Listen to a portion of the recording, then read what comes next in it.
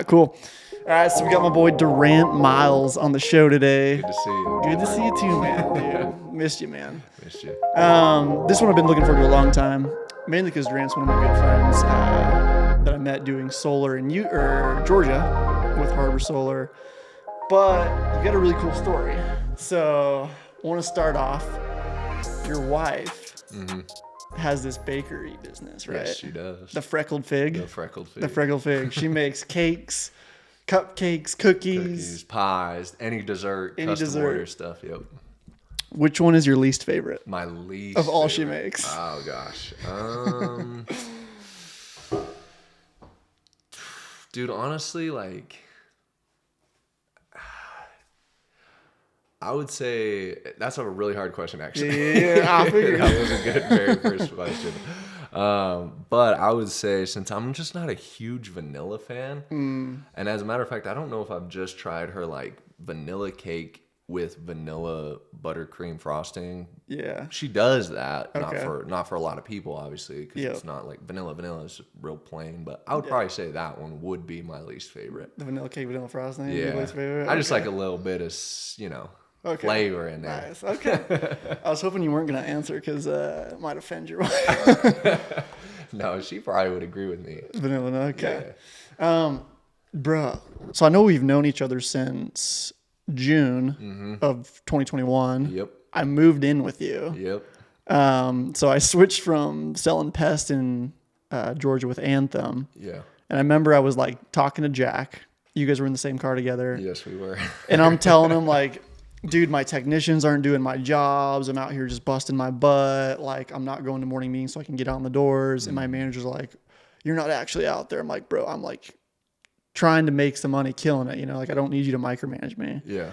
And I remember talking on the phone with Jack and everything. And he's just out there making solar money. And I remember you're just in the background like, bro, just come over here. Like, what are you doing? Yeah. So I switched over to solar for Harbor, where Durrant's working, and ended up moving in with you and sleeping on your floor for a month at least. Yeah. Yeah. Then we got that. We had the mattress that was just on the floor. Yep. And Jack, was he sleeping on the floor or was he on? He had an air mattress right next yeah, to it. Yeah. But he would come and go, so it was mainly just you and me living there. Yep. Yep. And then going to eat out juicy crab and everything. So, but I do want to kind of start back to you grew up here in Utah. Yeah. Right. Born and raised. Born and raised. Played high school football where? Yeah, Bingham High School. Okay. At what point did you want to go to college for football? I think, honestly, when I was a little kid, growing up, like my dad was a big Colts fan, Indianapolis Colts, random enough. I think just like when he was a child, he had gotten like for Christmas either a jersey or a helmet. I don't even remember the story to that. But so all growing up, I would watch the Colts, with Peyton Manning and Dwight Freeney, all those guys. Mm-hmm. It was like when the Colts were in their heyday, really. Oh yeah. And it would just be like a Sunday night game or like a Monday night game, and watching it with my dad. And I just remember like I would point at the TV. I was probably like, 5, 6, 7 years old at this time. Yep. Like I want to play where those guys are playing. And so from that moment, then I started to get into football. Yep. But when I was playing as a little kid, like I didn't really think about it too much other than like I was 10 years old. You don't really think understand about college. the whole journey to become high there. school, college, that whole process. But I would think the first time it really clicked for me, like, hey, I want to play collegiate level. It was probably around freshman or sophomore year. Okay. Actually, it was probably before that. It was probably when I was like 13 or 14 years old. Because I also had one of my very, very good friends, Lowell Latulele. His older brother, Star Latulele, he played at the University of Utah. Okay. And me and Lowell, we played with each other, like same age group. Yep. Grew up playing Little League, Pee Wee together, everything like that. And so then just like having his brother, while we were going into high school, his brother was just going into college. Okay. And so like I was best buddies with Lowell. his brother was like coming back to the high school wearing all this Utah Utes gear and stuff. And I remember one day, actually, I was like watching him. He just came into the weight room. I was probably a freshman at this time. Okay. And he loaded up 315 pounds on the bench bar. And Damn, okay. clanging the weights. Just big boy. Ding, ding, ding. Yeah. Yeah, bumping him out. He was star is legit. He will probably be in the Hall of Fame. Oh, really? Okay. Yeah, but so from that moment, I was like, okay, I want to be like him. Yep. And then I really had like more of a clear path. Like, okay, I need to do this, this, and this. I need to go to camps during the summertime. I need to, get on these colleges' radars and stuff like that. So, and then after that, it was just kind of game over for So me. did you ever do basketball or other sports in high school? Yeah, I did. So my freshman year, I played on the sophomore team. Okay. And then my junior year, I started on the varsity squad. And my coach in high school was not the best coach. Yep. My basketball coach, I should say. My football coach, Dave Peck, shout out to him. Yep. Greatest to ever do it in the state of Utah, for sure. But basketball coach, kind of shady dude. Didn't really care about the kids and their future, more so just about like him and like how does the public perceive him as a coach type of guy. So after my junior year, I was kind of just like, well, I'm hanging it up. I'm just gonna, focus more on football. Yeah. And pursue Did you that. feel like you had to hang it up, or was it something you just wanted to do? I just wanted to. Okay. Yeah, I didn't feel like I was like pressured into it or anything like that. I really just didn't very short story. The basketball coach ended up getting caught for embezzling money. Oh, okay. And I kind of had like, okay, this guy's kind of a sleazy, shady type of dude. Yep. And my best buddies were all a year older than me on the basketball team that I was playing with anyways. And so when I was done with that, I was just like, I'm going to hang it up. Let's just go hard on football. Okay. Yeah. So you graduated high school 2013? Yep. Okay. And then you had offers from Boise State. Yep. What else did you have offers Hawaii, Utah State, Utah, Colorado, Colorado State. That was it. from? Okay. Well, like little schools, SUU, stuff like that. But And then before I ask why you went to Boise, what do you think was the main shift on why you got to play college football? Like, what was it? Is it because you spent a ton of time in the weight room? Was it because you had some relationships? It was because you got to see someone, your buddy's older brother, from an early age, and you got to see that process? What do you think was like one of the key deciding factors to you being able to make it to college? I think number one, genetics had a big thing to play in it. Yeah. Like I'm 6'4", and when I was going into my senior year, I was 230 pounds. Yeah. So that kind of sticks out, I think, a little bit to some of these, especially non-Power 5 schools. Like if you have a big body size, they can develop talent. But I would also think like I always just was very passionate about the game. Like, matter of fact, another random story, but my high school coach, this was after my junior season, he made this award called the PI Leader. Okay. And PI is an acronym, stands for passion, integrity, and effort. Got it, yeah. And like prior to that, so he made this award. I was the first recipient. Okay. And then after that, they whoever shows those three things the most on the team is like the new PI leader. Right. It's like a captain kind of a thing. Is it for the whole season? There's a pie? Yeah, PI leader for the whole season. Okay. Yeah.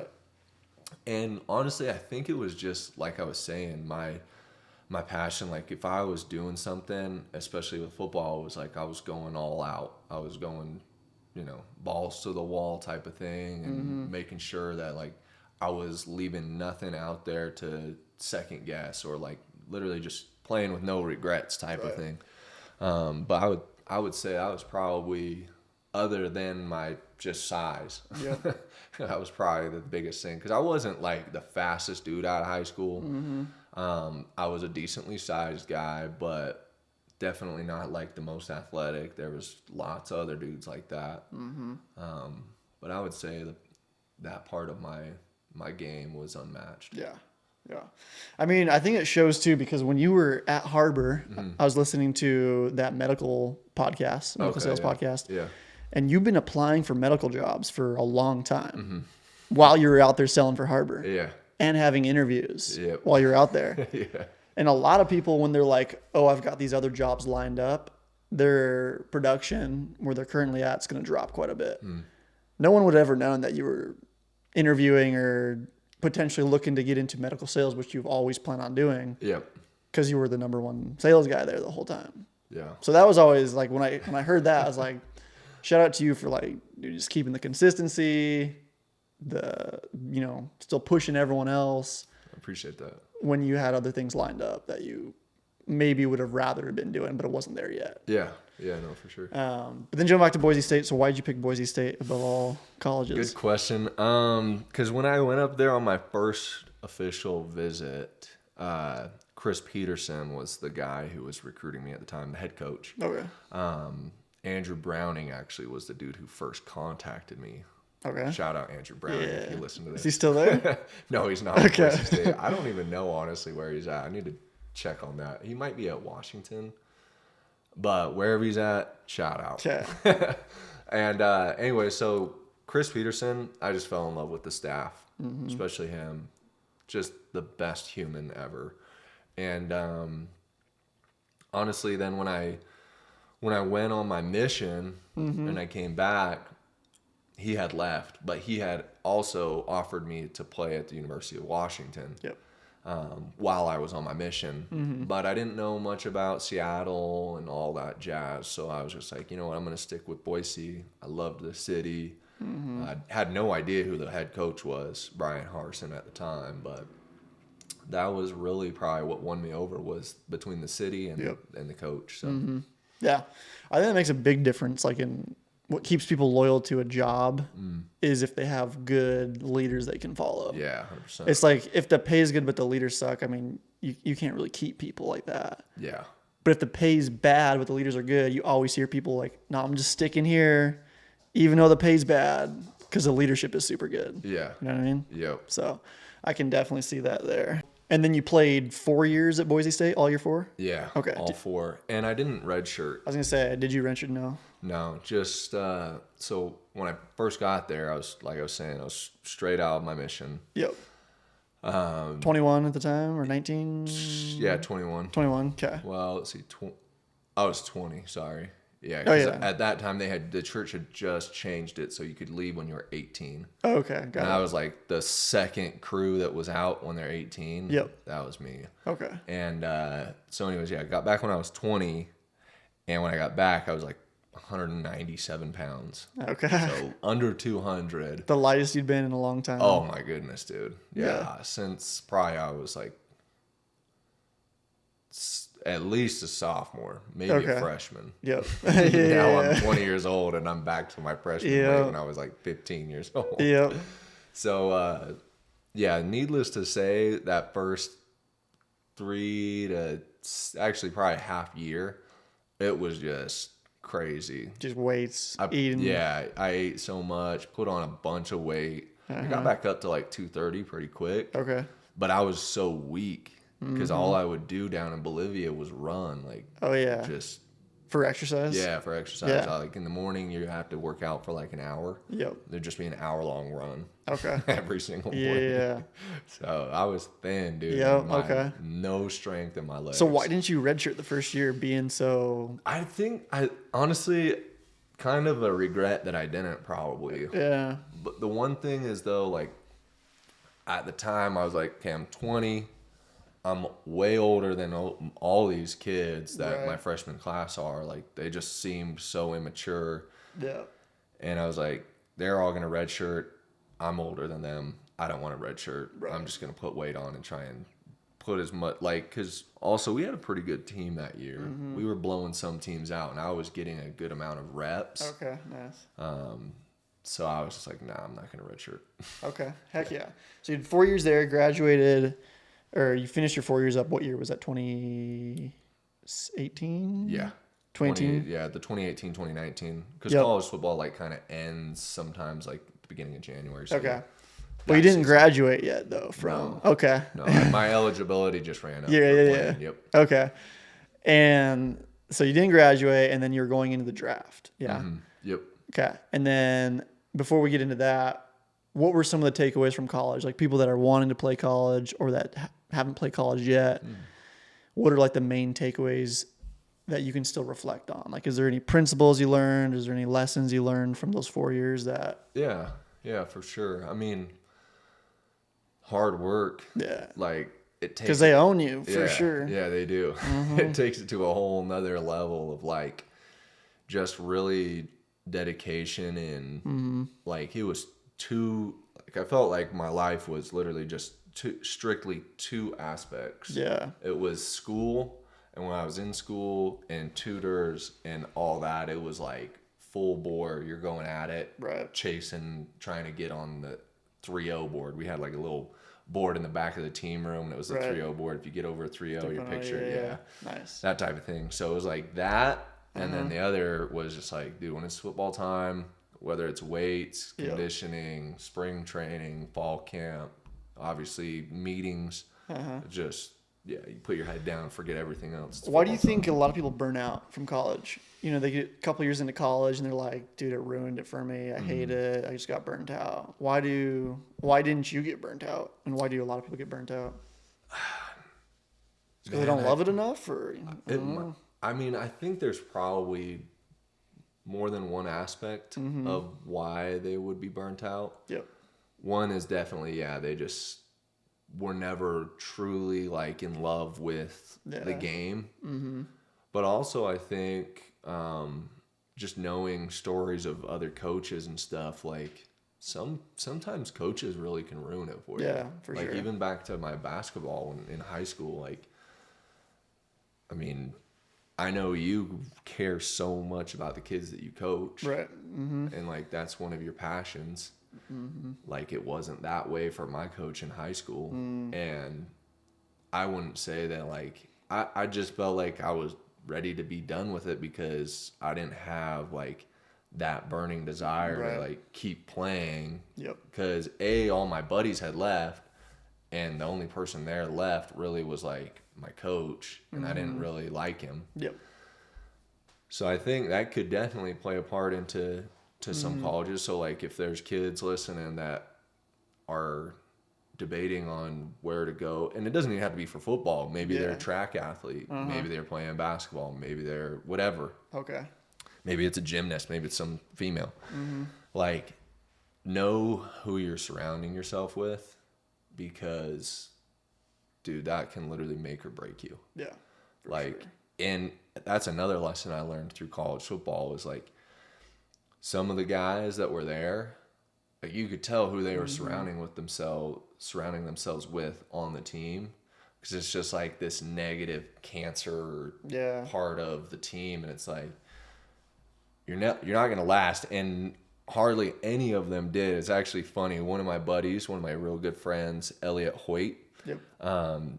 He like, when I was a freshman, I thought it was kind of weird, but he like in his notebook always had like a running tally of his freshman class and how many kids were sticking like around. Oh yeah. Because a freshman class would come in, and dude, by the time you're a sophomore, 5 or 6 had either quit or got cut or released or whatever. And like by the time his senior year rolled around, there was just a handful. I'll actually have to ask Elliot how many were on that list, but it might have been like 5, and there was probably like a recruiting class of like 20. Yeah. But it's, again, it really does matter like who you put yourself around and what influences you have in your life. Yeah. Yeah, 100%. And then you went, did you go, I haven't even asked you too much about this, so I'm going to learn a lot here. Did you go undrafted into the... Yeah. Okay, so you didn't get drafted. Nope. And then what does that process look like from going undrafted to actually getting on the Atlanta Falcons team? Yeah, good question. So, like, the first day of the draft, of the NFL draft, is like just the first round. Yep. And so I knew I wasn't going there. Okay. And prior to going into the draft, like your agent they let you know, like, okay, I heard some stuff from these teams about, like, they're needing somebody like you maybe in the 5th or 6th round or 3rd round or whatever it is, right? So going into it, you kind of know what day you're really anticipating on getting a call.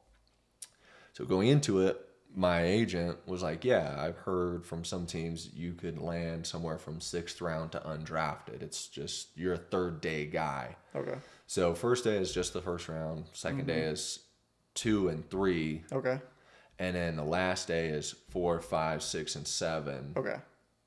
And then if you don't get the call on TV, then it's either they're calling you directly, like they have a ton of different recruiters, and like teams will reach out to you prior to like fill out little player forms and stuff where you give them their contact information, stuff like that. Like I remember I had gotten calls from like the Colts, from the Giants. I actually still have a bunch of like the voicemails that I would get from the coaches, like, hey, call me back, this is blah blah blah with the Colts.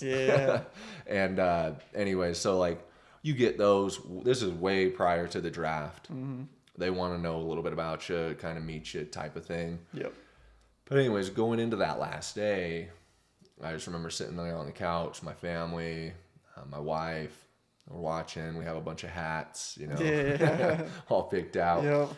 And then 7th round ends. And then I get a call probably 2 minutes after the last call is made on TV.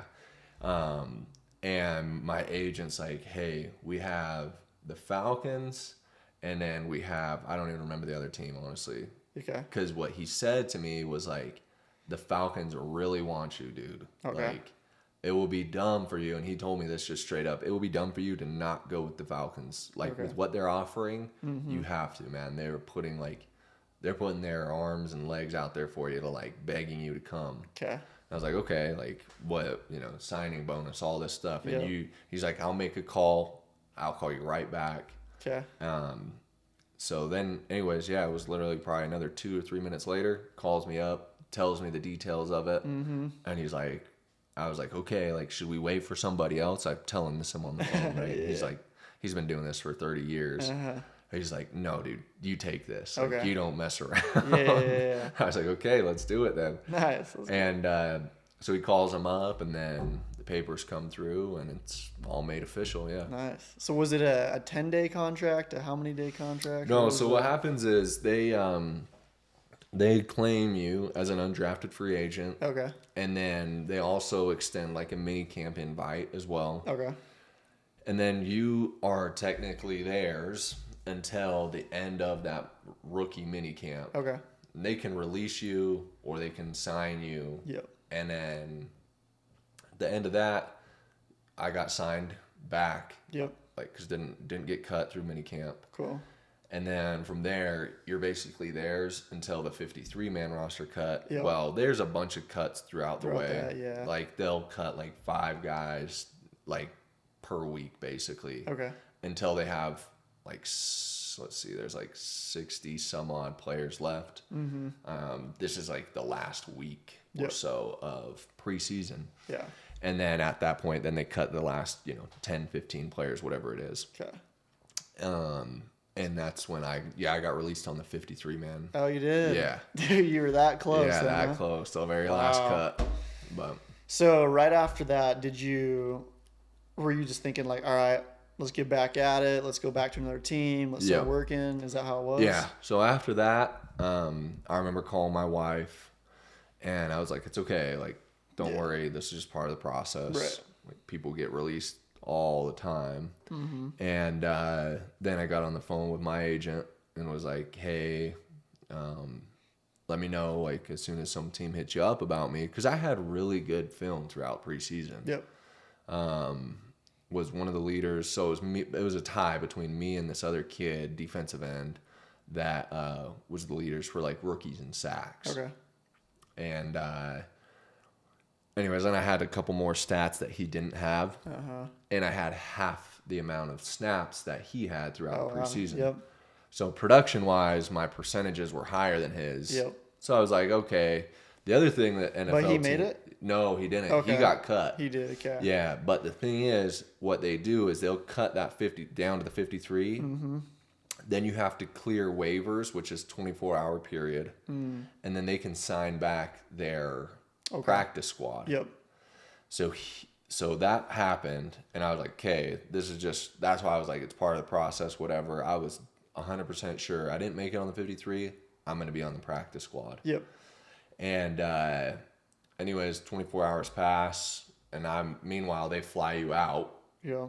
And then I didn't get a call back for the practice squad. Yeah. And neither did that other kid. Okay. Austin is his name. Uh-huh. And then, so I just kept hitting my agent up, and he's like, hey, look, this is like week 3 of the actual season. Uh-huh. He's like, hey, we have a good opportunity here. The Detroit Lions are looking for a quarterback. He had a quarterback that they were inquiring about. Mm-hmm. And he's like, and they also need an edge player. Okay. So I'm going to try and wrap you into this deal. Mm-hmm. Like, they're going to have you out. You're going to work out for them. Just impress them. I know you will, type of thing. Yeah. And I was like, okay, sweet, done deal. Yeah. Anyway, so I go out to Detroit. Oh, really? I didn't know this part. Yeah. Okay. Have a workout with Detroit. And this was week 4 now. Mm-hmm. Get done with the workout. Crushed it. It was me and this other kid from Canada. Like, he had played in the Canadian League for like 5 or 6 years. Okay. And you could tell there was like a big discrepancy between how he performed and how I performed. Right. Like, it was a no-brainer. And obviously, not being biased, it was just factual. The guy was like obvious, dead tired, like through all these drills, could barely move. And anyway, so then we go upstairs and we watch film with our position coaches. Okay. And so he's like watching film. We're breaking down some stuff that I did with the Falcons. He's like, why'd you do this? Hey, great play on this. Like, going through different games and stuff. Yep. And then at the end, he's just like, okay, well, sweet. We'll give you a call. And I was like, all right. And then packed up, left from there. Called my agent when I was leaving. He's like, yeah, they're actually not going to sign our quarterback now. And I don't know, like, what your situation is. Yeah, because you were lumped into that whole deal. Yeah. And he's like, I heard good things from your workout. And also, one thing that the Lions told me was they were like, hey, we kind of do these things as like a precautionary thing. So if one of our guys at your position gets injured, we'll know who we're going to call, and it will just be a plug and play. Okay. Anyways, literally like 2 weeks later, the guy that plays my position for the Lions blows his knee out or something, like torn ACL type of thing. I didn't get a call. I was like, okay, these guys just lied. Yeah, damn. And they didn't end up signing anybody else. Really? Wow, okay. Yeah. Meanwhile, Atlanta had signed that Austin kid back to their practice squad. Really? Yeah. Wow. So it was just crazy, man. That's just it was just the business part of the NFL. Yeah, that makes sense. You know? So I just kept on grinding, dude. Grinded the rest of that year, waiting for a call. Yep. And at the end of the season, what they do is they add back up to 90. Okay. And going into the off season, they'll have 90 on their roster. Yep. They call them like futures contracts. Right. And what happened was the XFL was starting that year. Right. Okay. So what the thought process was, because on futures contracts you make like $200 a week or something. Yep. Like nothing. Okay. And I was like, okay, what I'm gonna do? This is the plan with my agent. We're going to go play in the XFL, crush it, get more film. Right. And then when they go to sign, like, obviously they'll have the mini camps, then they'll have fall training camps. You'll be signed back onto a team and just go from there. Okay. And COVID hit. So you were in the XFL in Seattle. Yep. With, gosh, he's going to kill me. Who's that? The coach? Jordan. There we go. Tom. Yeah. Yeah. So you're playing with Jordan out there. Okay. That's how you guys. Jordan. That's where you guys met. Yep. And then Did that pay well? Does XFL pay well or not really? Well, they kind of structured it weird. So like if you were on a winning team, you were making good money. Okay. Because they would like literally over double your paycheck if you Okay. won the game. It was like probably $1,800 base per week. Nice. And then if you won, it was like an additional $3,000 or something like that. Okay. Nice. Roughly. Yeah. And the only crappy part is we were 1-4. Okay, so those we had only bonuses, yeah. they So the weren't bonuses sounded nice, but Yeah. there were a lot of teams that didn't get them. But yeah, Okay. So COVID happened. XFL got shut down. Yep. Like everything else. And at that point, were you just like, you know what? Let me get in my sales career, or yeah. So when that happened, I came back to Utah. This is COVID full blown now. Yeah. Everybody doing the 14-day quarantine type thing. yeah. People scared for their life. But anyways, so I was back here in Utah, just training, and shout out Jordan Pendleton, Yep. training at his spot, Performance One, and when I was training 4 days a week, Okay. Monday, Tuesday, Thursday, Friday. My brother, meanwhile, my younger brother, the one that's in the middle, his name's Stanson. Shout out Stanson. He was doing door to door selling pest control for just a local company, Nomo. And he was like, "Hey, dude, like, come sell pest control. Like, if you're just training and stuff, and you don't have anything on Wednesdays or Saturdays, like Saturdays are a great day to go out and sell." Yep. And at that point in time, I had known, like, okay, if football doesn't work out, what I want to do is get into med device sales. Right. So I'm going to need some type of selling. And that was your plan the whole time, because your degree at health science. Yep. For Pre-med. medical device sales. Yep, That's exactly. the whole goal. Yep. Yeah. So that was the plan. Yeah. And I was like, okay, sweet, I'll do it. So was training full time, except for Wednesdays and Saturdays. I was going out with my brother, and ended up that summer selling more accounts than any other like rookie first year guy, except for one dude, and I don't remember how much he beat me by, but I was only selling 2 days. a week. Everybody else was selling 6 days a Yeah, week. yeah, okay. Through the summer. So I was like, okay, maybe I could be really good at sales. Yep. And I kept training, and I was just like, you know what? With COVID and how things are going, I don't know when things are going to be back to normal, quote unquote. And so I was like, I'm going to stop, waiting on everybody else. I'm going to take things into my own hands. Yeah, definitely. I'm going to bet on myself. And that's when I moved down to Georgia. Okay. And that's when I went full blown. That's when you reached out to Austin McDermott. Yep. And because he'd sold 1,000 the year before in pest. Yeah. And he was switching to solar. And that's when you're like, hey, let me work with you. I was like, wait, why did you? Because I had an estimation of how much he was making. Yeah. When you sell 1,000 pest control accounts. Right. And so I was like, dude, what? How are you leaving that and going to solar? Like, what's this all about? He's like, bro, solar's crazy. It's a little different than pest. And so, yeah. I reached out to him. He had me down in Georgia. Yeah. Game over. Yeah. The rest was history. Cool. And then I don't want to take you too long, so Oh, you're good. touch on a couple things here. There's one thing I specifically want to touch on. But so you're selling in Georgia. How long were you with Harbor? A little over a year. Okay. And that whole time we had what? Do we have 20 sales reps in the company? Yeah, but yeah. I mean, at any given time. 20 to 25. Yep. Okay. And then you were the number one sales rep with Harbor. Were you on track while you were there for a golden door in solar? No, I wasn't. I had fallen off a little bit because what happened was I had stepped into like a manager role, me and Madison. Oh, that's right. And there were, probably 2 or 3 months where I was really trying to get out with newer guys, help them out on the doors. But it all still... Yeah. It was all good. Yeah, it was worth it still. Yeah, for sure. Exactly. Yeah, the one thing I do want to touch on is we had a competition at one point, and it was a dinner with Inky Johnson. Yeah. And you didn't know Inky before this, did you?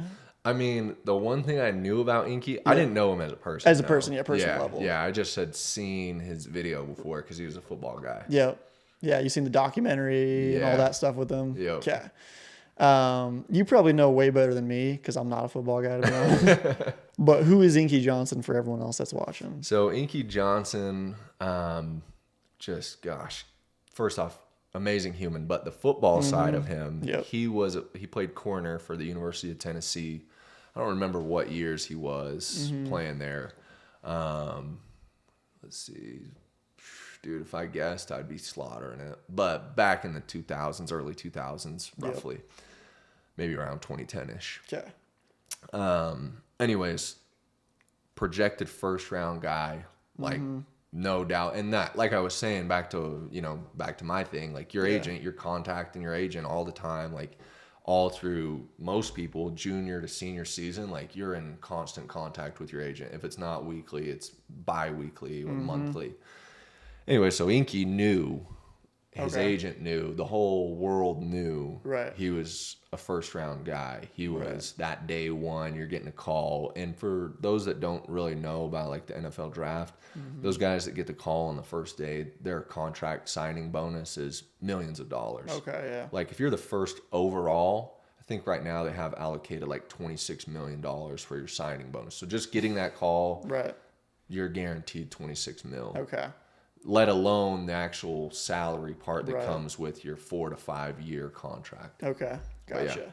So you won the competition. Yep. Was it dinner with Inky? Yeah, we did a lunch. But you did a lunch with Inky? Yep. Tell me about that. I know you talked about it a little bit, but you don't have to expound too much. But what were some of the things you and Inky talked about? And sitting across the table with him, what were some things that you realized, oh, this is why you are who you are. This is why you're a world-class motivational speaker. This is why you're a world-class husband. Yeah. Like what? Like, I remember he said told you a few things. Yeah. And you were taking some notes, weren't you? Yeah. Yeah. I have a bunch of notes on my phone. Yeah. I want to actually just. Yeah. If you got some, let's read a couple of them. Hold up one sec. Yeah, man. That lunch, first off, I was just so motivated to go and like Inky just.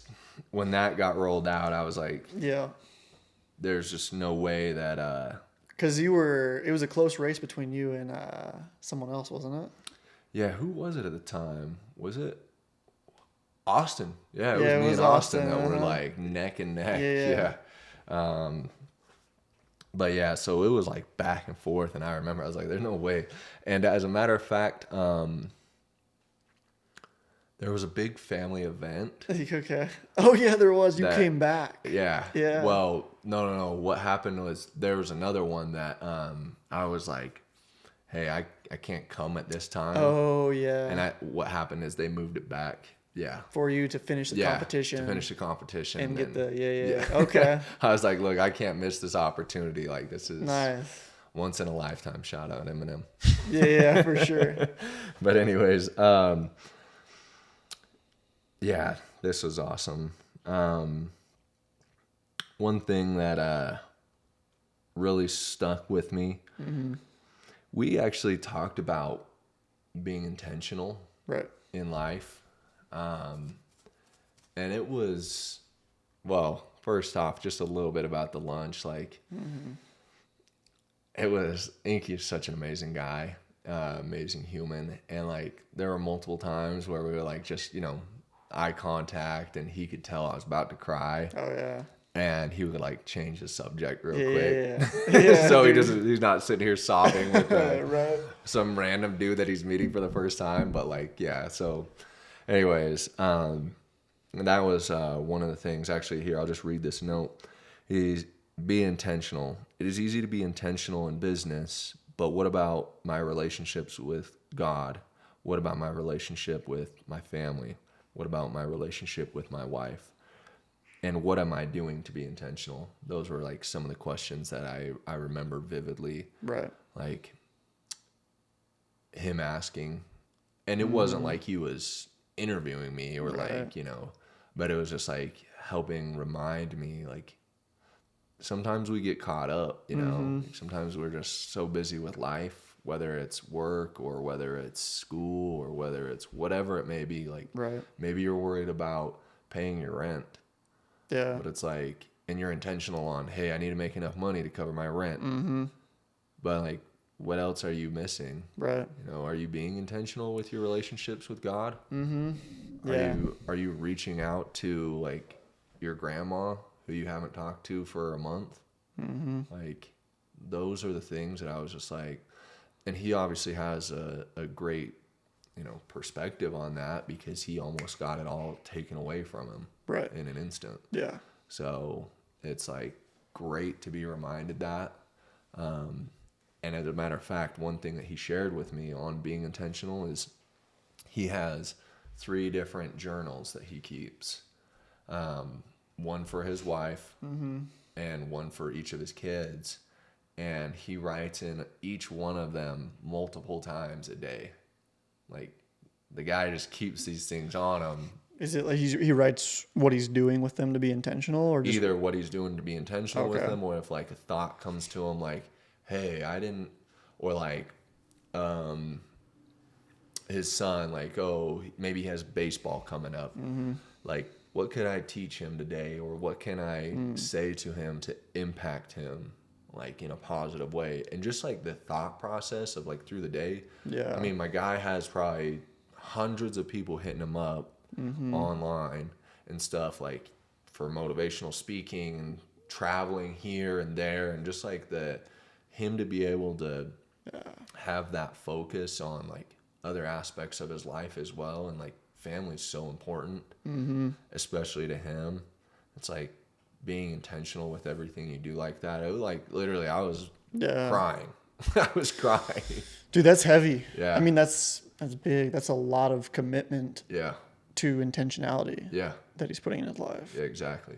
That's crazy. And I'm sure, did you meet his wife or kids at all? I haven't, no. Okay. But next time I'm down in Georgia, Inky, we're going out to There we go.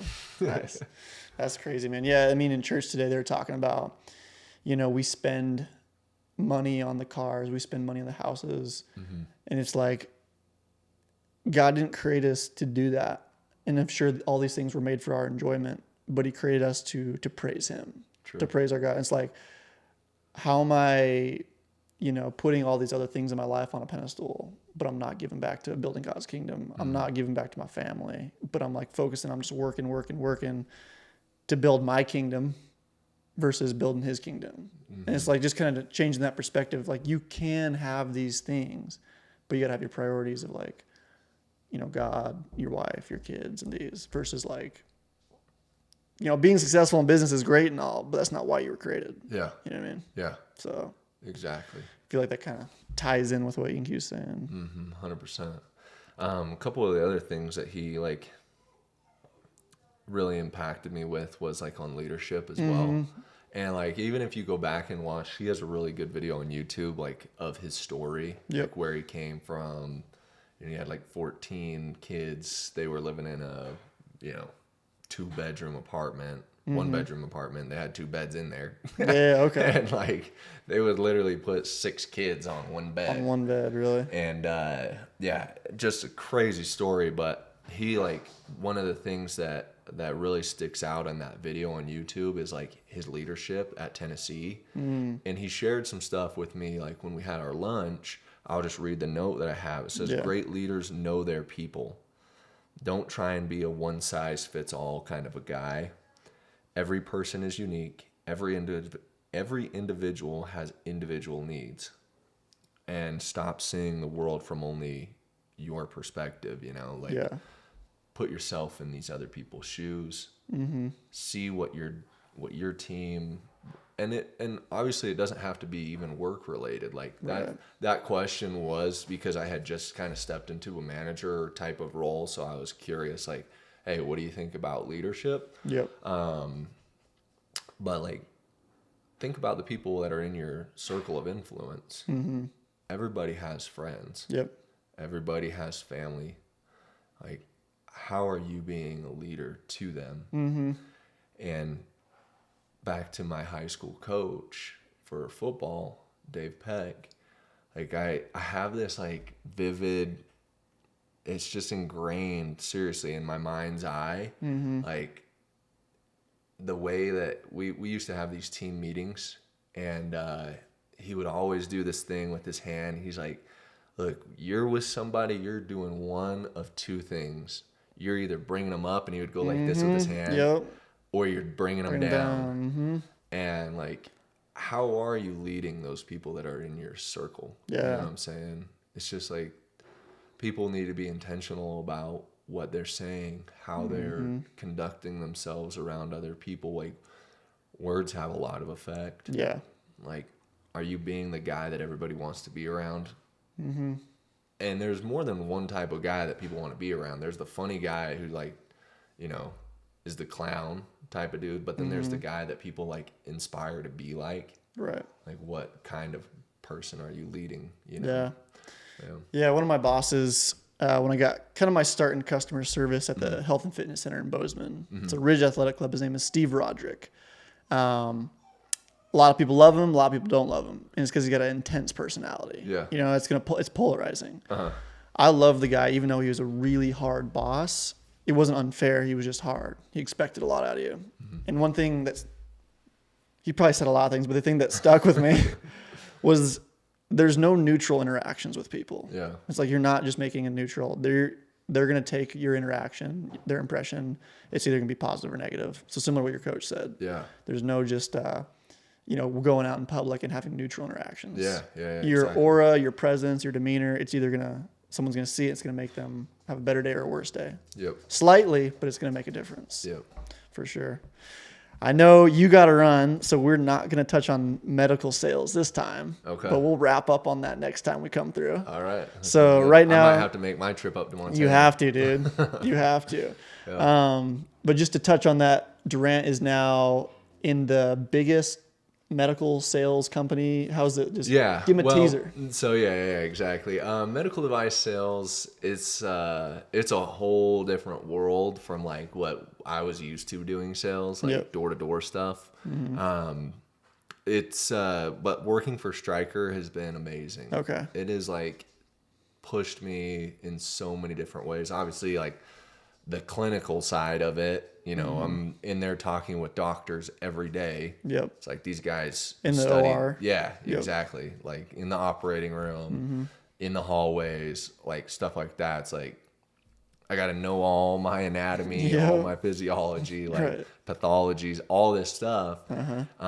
So that's different in that aspect. But yeah, Stryker has been amazing because they are definitely, medical device sales, there's like lots of different divisions, right? Like there's trauma, there's neuro, there's spine, I'm in sports medicine. Okay.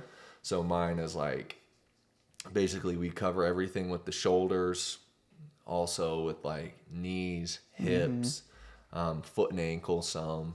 Yeah. But anyway, so like those are kind of like, and they're really specific. It's like orthopedic stuff. But yeah, in my space, Stryker is one of the three of the biggest companies in the entire world for that. For that, for that niche. And it wasn't an easy process getting hired on for this company, was it? No. It was getting into med device, it's like, it can be very challenging. Yeah, it can be for sure. But there's, if you're looking to get into med device, hit me up. I can help you out with knowing just the nuances and stuff of like how to do certain things during the interviewing process. But I'll leave that for later. Oh, yeah. And then I was just going to leave on.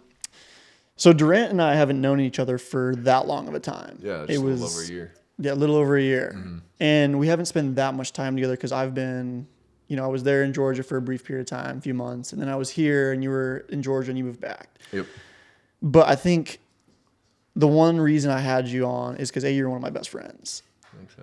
But it's not because we've known each other for a long time. Like, I think initially for me, I'm very like-minded with you. Like, we're into very different things. You're into football. I'm into basketball. You're into medical device sales. I'm into like podcasting and doing this. Yeah. And, you know, but we share a common, like, our faiths are similar. Yeah. Our pursuit of life is similar. Yeah. We're not just trying to make all this money, trying to make impacts on people as well. So I think that's the main thing is Durrant's one of my best friends, not because I've known him for a long time, but because I truly respect who you are. And I've told this to you once before. There's not a lot of people I would name one of my kids after, but I would name my kid after you. I appreciate it. And that's no joke, man. I So appreciate it. you can find Durrant on Instagram at Durrant Miles. Yep. His wife, Karra Miles, and her Freckled Fig. Freckled Fig. There we go. Does she just do Utah for the Freckled Fig stuff? Or? Yeah, actually, she has done some other things, like some of her cookies and stuff. Okay. She can ship. Like, she has a couple people out in California randomly that like love her stuff. And Okay. they'll have them overnight it, but yeah. Cool. I'll tag all those below. But dude, thanks for coming on. Appreciate it. Love you, It's been a brother. pleasure. We'll see you guys later.